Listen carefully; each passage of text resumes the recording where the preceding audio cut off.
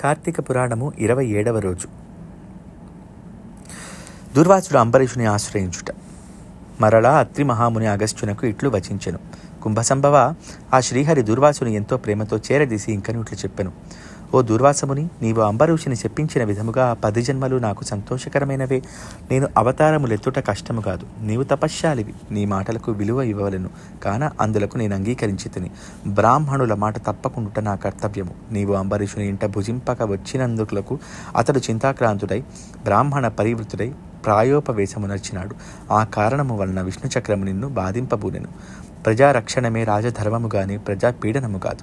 ఒక బ్రాహ్మణుడు దుష్టుడైనచో వారిని జ్ఞానులకు బ్రాహ్మణులే శిక్షింపవలెను.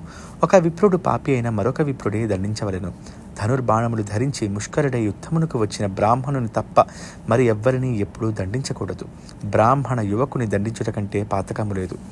విప్రుని హింసించువాడను హింసింపజేయువాడను బ్రాహ్మణ హంతకులకి న్యాయశాస్త్రములు ఘోషించుచున్నవి.